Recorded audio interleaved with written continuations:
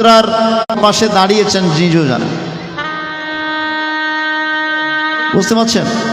এখন ভগবান নিজের কথা শুনে নিজে গলে যাচ্ছে, নিজের লীলার কথা শুনে নিজে গলে যাচ্ছেন। সুভদ্রাও গলে যাচ্ছে, বলরামও গলে যাচ্ছে, হাত হাতের ভেতর ঢুকে যাচ্ছে, পা পায়ের ভেতর ঢুকে যাচ্ছে, একদম গলে যাচ্ছে। সেই একটা মূর্তি আবির্ভাব হয়েছে। নারদ মুনি এসে সেই মূর্তি দর্শন করলেন। প্রভু, এটা কেমন মূর্তি? বলে এটার নাম হবে জগন্নাথ। এই জগন্নাথ কখন পূজিত হবে? বলে কলিযুগের মধ্যে আমি এই জগন্নাথ রূপে ভক্তদের মাঝে প্রকটিত।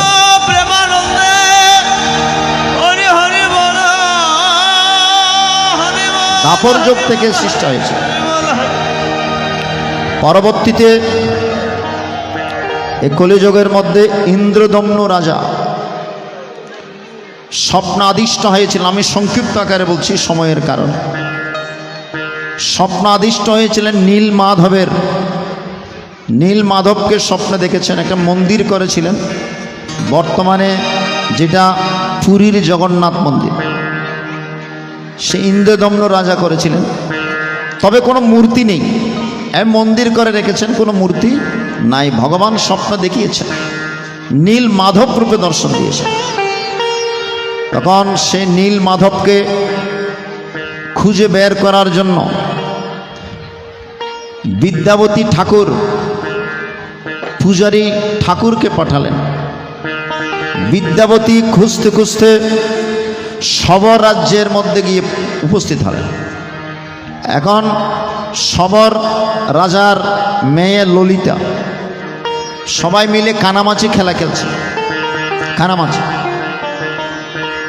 চোখ বন্ধ, ললিতাকে চোখ বন্ধ করে সবাইকে খুঁজতে দিয়েছে। এরকম কানামাছি খেলা আমরা ছোটবেলায় খেলেছি।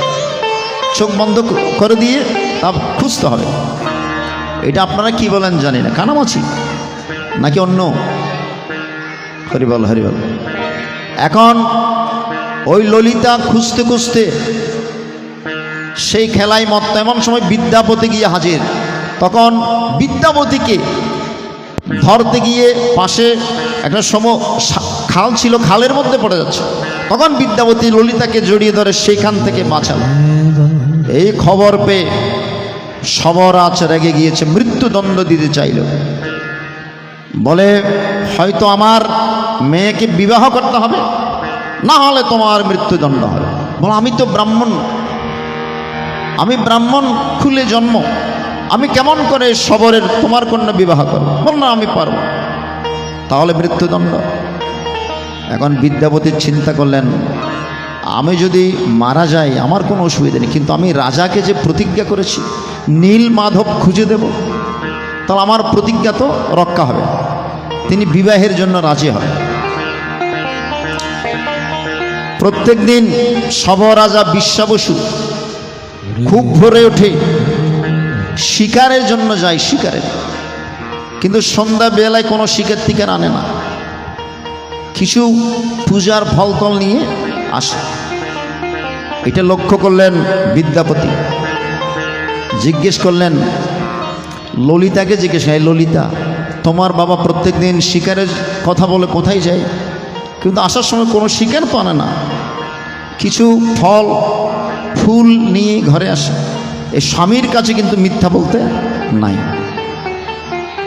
স্বামীর কাছে কোনো কিছু লুকাতে নাই। এটাই শাস্ত্রীয় শিক্ষা। মায়েরা স্বামীর কাছে কোনো কিছু লুকাবেন না, স্বামীকে সবসময় সত্য কথাই বলতে হবে। বলে তোমার অপরাধ হয়ে যাবে, বলো সত্য করে বলো। বলে নীল মাধব, গহীন অরণ্যের মধ্যে নীল মাধব পেয়েছে বাবা, সেই নীল মাধবের সেবা করতে যায়। বিদ্যাপতি তো আনন্দে আত্মহারা, যার খোঁজে আমি এই সবরাজ্যে প্রবেশ করেছি তার সন্তান তো আমি পেয়েছি। এখন কিভাবে যাবে? শ্বশুরকে ডেকে বললেন আপনি প্রত্যেক দিন নীল মাধবের সেবা, আমাকে একটু নিয়ে যান। বলে না না, এখানে যাওয়ার কোনো কার অধিকার নেই। বলে না, আমি জামাই বাবু একটা আবদার করছে, আপনি আবদারটুকু রক্ষা করবেন। বলে তুমি যেতে পারো, তবে চোখ বেঁধে তোমাকে নিয়ে যাওয়া হবে, চোখ বেঁধে। তখন বিদ্যাপতি যাওয়ার সময় ললিতার কাছ থেকে একটু শস্য চেয়ে নিলেন, বলে আমাকে একটু শস্য দাও। এগুলো কি করবে? বলে আমি খালি হাতে যাব, নীল মাধবকে দর্শন করতে, একটু শস্য কিছু নিয়ে যেতে হবে। তখন পোটলা করে শস্য নিয়ে যাচ্ছে, চোখ বেঁধে নিয়ে যাচ্ছে, যেতে যেতে ওই শস্যটুকু ফেলে ফেলে ফেলে চলে যাচ্ছে।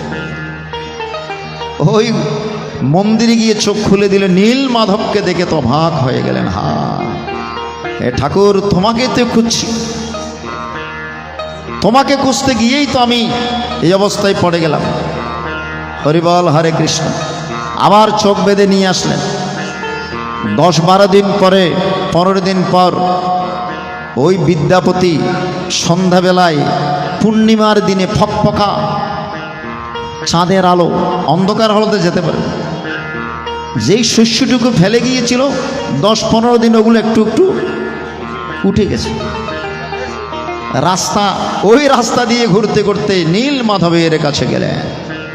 এ নীল মাধব, যেই না ধরতে গেলেন নীল মাধব উদাও হয়ে গেলেন, কাঁদতে শুরু করলেন। হে নীল মাধব, আপনি ইন্দ্রদম্ন রাজাকে স্বপ্নে দেখিয়েছেন, এখন ইন্দ্রদম্ন রাজা আমাকে দায়িত্ব দিয়েছেন আপনাকে নিয়ে যাওয়ার জন্য, আপনি উদাও হয়ে গিয়েছেন।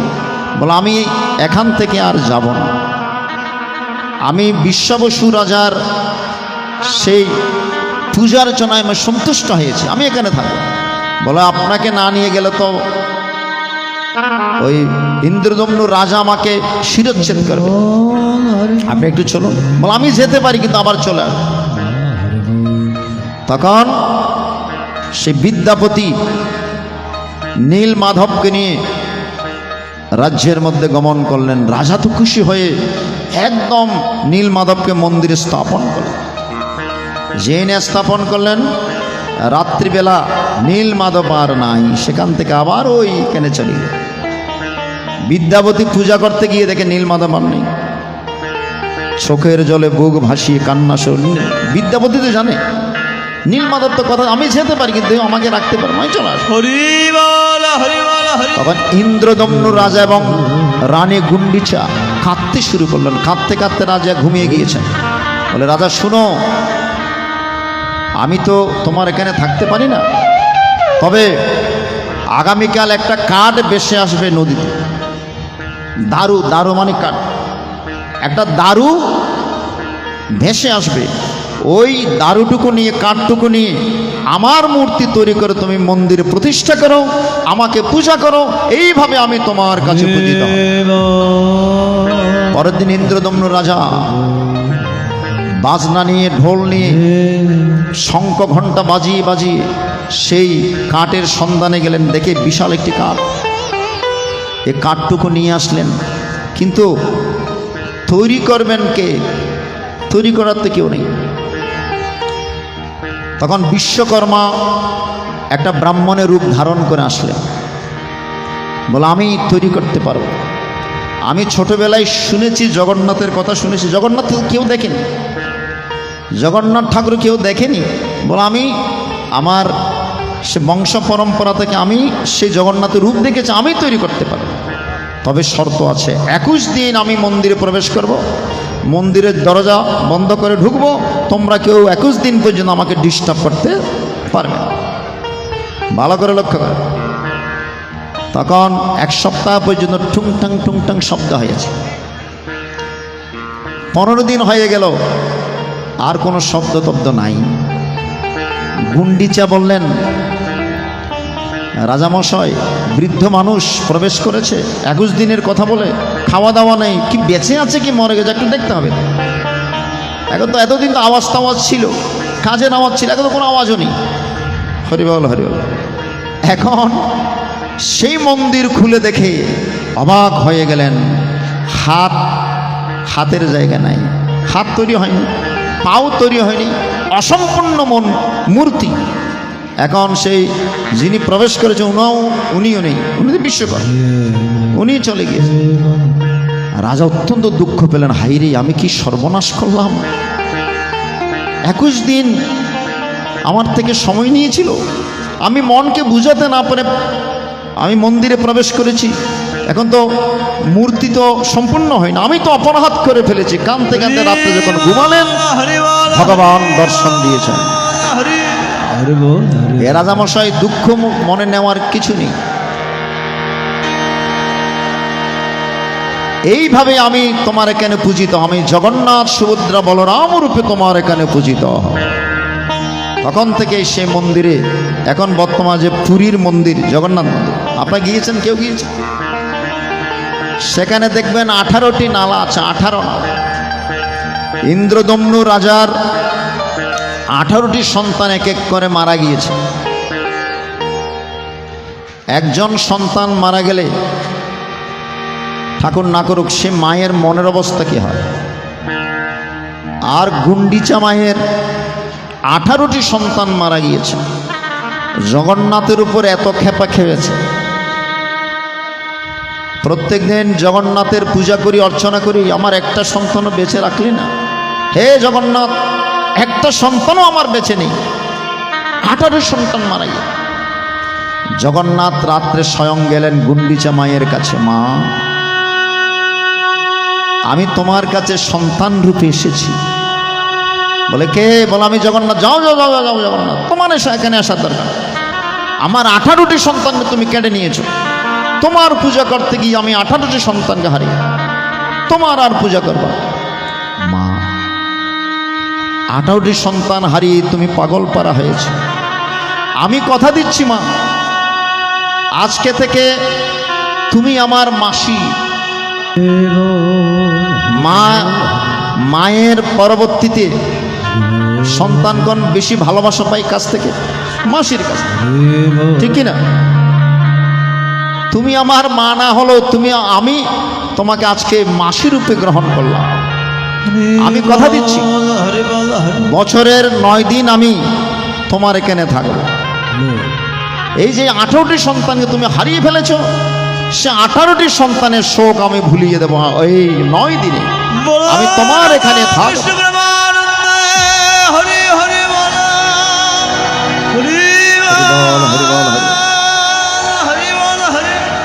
হরিবল হরিবল হরিবল। স্বয়ং জগন্নাথ গুন্ডিচা মায়ের কাছে গিয়ে কথা দিয়েছিলেন 18টি সন্তানের শোক দূর করার জন্য সে জগন্নাথ পুরীর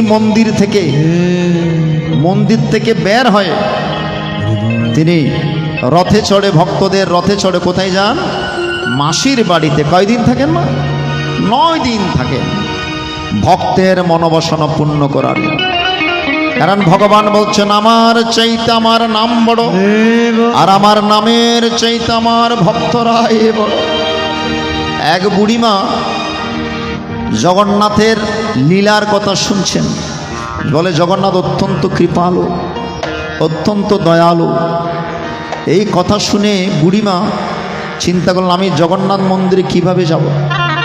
একদম প্র্যাকটিক্যাল ঘটনা আছে জগন্নাথের অনুষ্ঠানের জন্য। জগন্নাথের একটু লীলার কথা বলছে, আপনারা বিরক্ত হচ্ছেন না তো? বিরক্ত হচ্ছেন না তো? অনুষ্ঠান শুরু করার আগে এক দাদা বলেছিলেন, দাদা একটু গান কম করবেন, একটু লীলা কথা তত্ত্ব কথা একটু বেশি করবেন। যাই হোক, গানও হবে, একদম গান না হলে তো হয় না, নাকি? আপনাদের আনন্দটুকু লাগবে।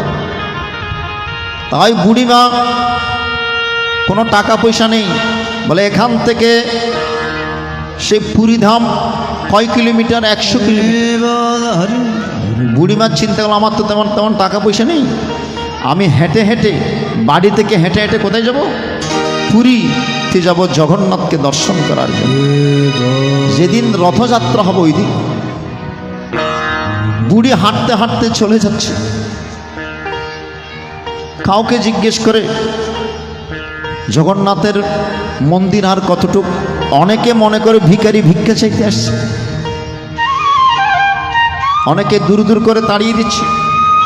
এইভাবে হাঁটতে হাঁটতে 50 কিলোমিটার হাঁটছে। হরিবল হরিবল হরিবল। আর বাকি আছে মাত্র 7 দিন, আর হাঁটতে পারছে না। আর একটু হেঁটে হেঁটে আর 10 কিলোমিটার, গিয়েছে মোট 60 কিলোমিটার, আরও 40 কিলোমিটার বাকি আছে। বুড়িমা আর হাঁটতে পারছে না।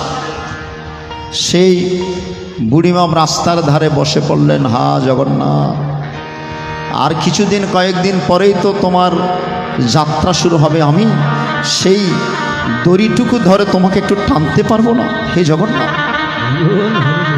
যেদিন জগন্নাথের রথযাত্রা হবে সবাই জগন্নাথকে তুলেছেন রথের মধ্যে, হাজার হাজার লাখ লাখ ভক্তরা টানছে, কিন্তু রথ যেখানে আছে সেখানেই রয়ে গিয়েছে, টেনে কেউ রথকে নিয়ে যেতে পারছে।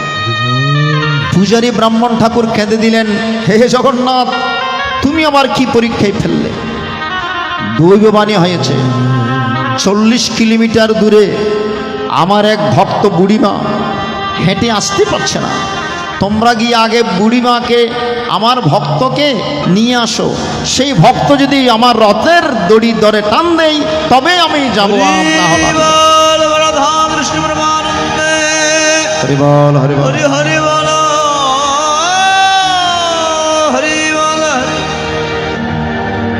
তখন জগন্নাথের সে পূজারী ব্রাহ্মণ এবং আরো কিছু নিয়ে গাড়ি নিয়ে চলে গেলেন সেখানে, যেখানে বলেছেন, যেখানে দৈবানী হয়েছে সেখানে গিয়ে বুড়িমা রাস্তার ধারে পড়ে রয়েছেন। সবাই গিয়ে বুড়িমাকে সসম্মানে গাড়িতে তুললেন। হে বুড়িমা, আপনি তো অত্যন্ত পুণ্যবতী, আপনার জন্য জগন্নাথ দাঁড়িয়ে আছে, স্বয়ং ভগবান দাঁড়িয়ে আছে, আপনি যতক্ষণ দড়িতে হাত দিবেন না আমার জগন্নাথ যাবেন, আপনি চলুন, কৃপা করেছিল। যেই না বুড়িমাকে এনে দাঁড় করিয়ে রথের দড়ি ধরিয়ে দিয়েছে, অমনি গুড় গুড় করে সেই জগন্নাথ সেই রথখানা চলতে আরম্ভ করল।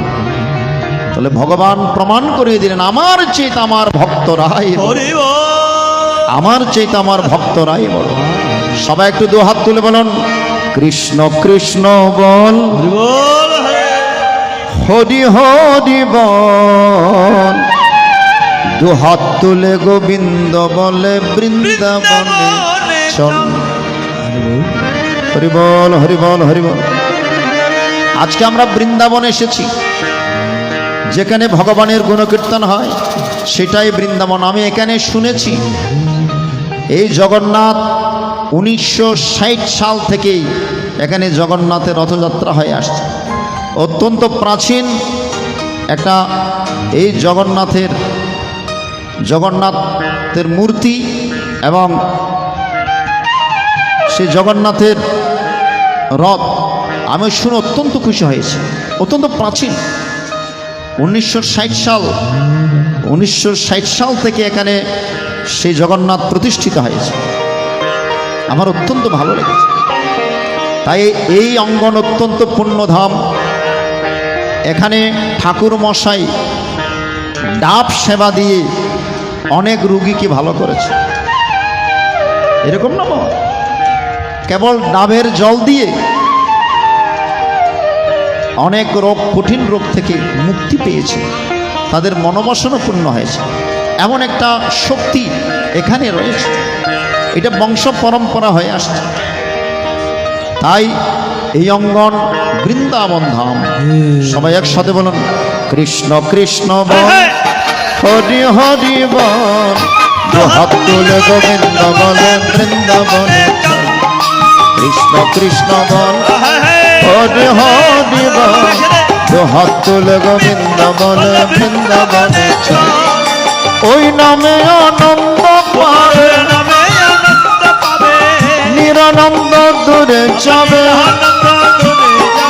ওই নামে আনন্দ পাবে, নিরানন্দ দূরে যাবে।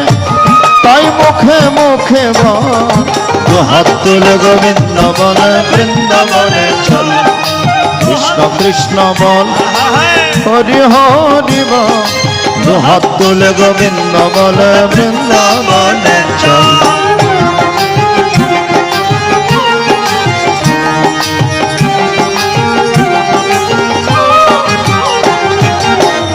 আগে সাধুর সঙ্গ করো, হরি নামে চিত্ত দর্পণ মার্জন করো।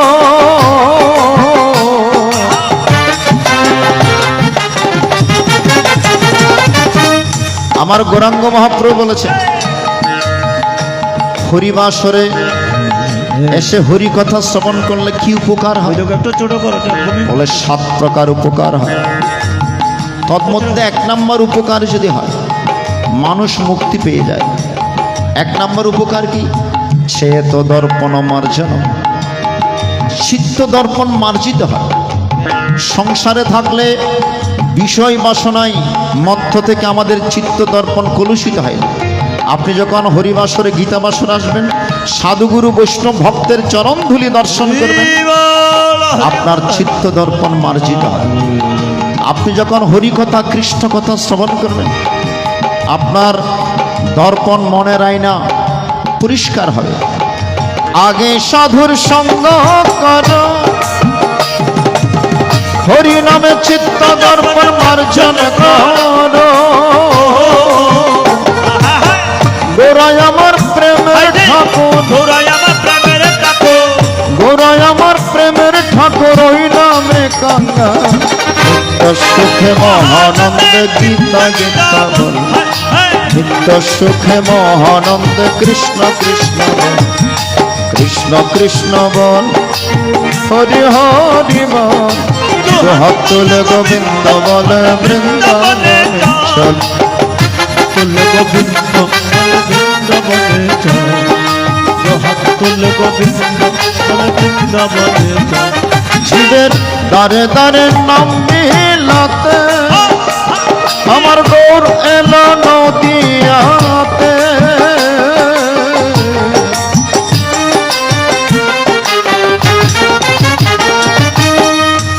আমার গৌরাঙ্গ মহাপ্রভু দারে দারে নাম বিলানোর জন্য এই ধরাধামে এসেছেন। রাধিকাকে বলছেন, হে রাধে, আমাকে একটা জিনিস ভিক্ষা দাও। এ প্রভু, সব তো দিয়েছি, আর কি চাই? বলে, যেই মহাভাবে তুমি আমাকে পেয়েছ, সেই মহাভাবটুকু আমাকে একবার ধার দাও। বলে, এটা নিয়ে কি করবে? বলে, কলিযুগে আমি দাঁড়ে দাঁড়ে গিয়ে নাম বিলাও, তোমার এই প্রেমঋণ আমি শোধ করতে চাই। রাধিকা বলছেন, এই মহাভাব নিয়ে যদি তুমি পৃথিবীতে আসো, ভাবের আবেগে পড়ে তুমি মাটিতে গড়াগড়ি খাবে, শরীর ফেটে রক্ত ঝরবে, আমি কিন্তু সহ্য করতে পারবো না। একটি কথা দাও। বলে, কি কথা? তোমার দেহের বাইরে আমার দেহ দ্বারা আবৃত থাকবে, তুমি থাকবে ভেতরে, বাইরে রাধা, ভেতরে কৃষ্ণ, রাধা কৃষ্ণের মিলিত তনু আমার গৌরাঙ্গ মহাপ্রভু এসেছেন এই নাম নিয়ে কলিহত জীবকে উদ্ধার করার জন্য। জীবের দারে দারে নাম বিলাতে আমার গৌর এলো নদিয়াতে।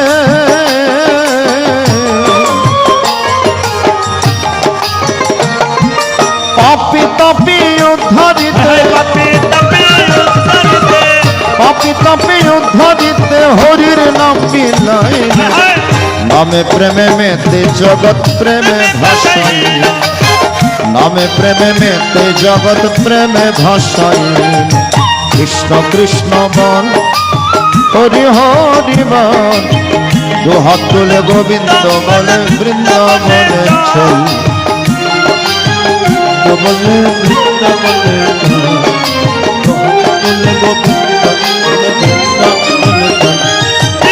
দুই অঙ্গ এক হইয়া রাধার ভাবে ভাব ধরিয়া,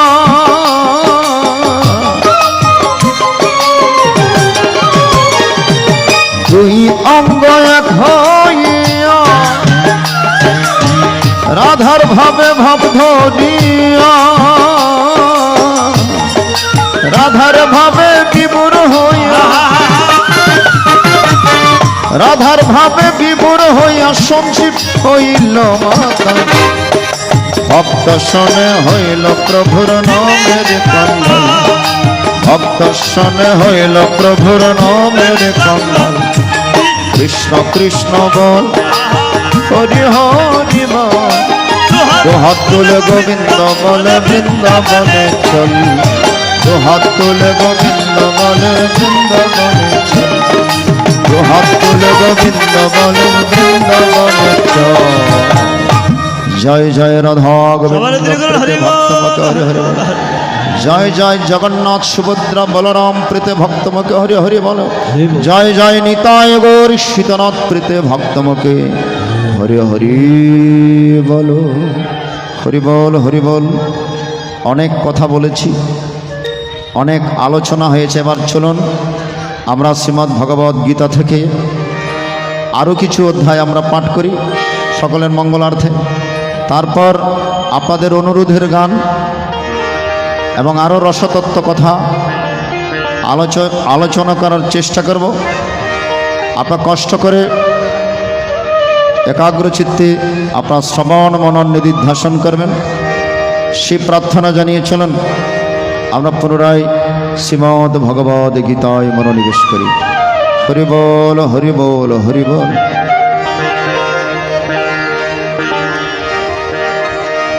চল রে আমার মন সবল ধীরে করেন হরি বল। মধুর বৃন্দাবন যমুনারি কোলে কোলে কমলে দেবন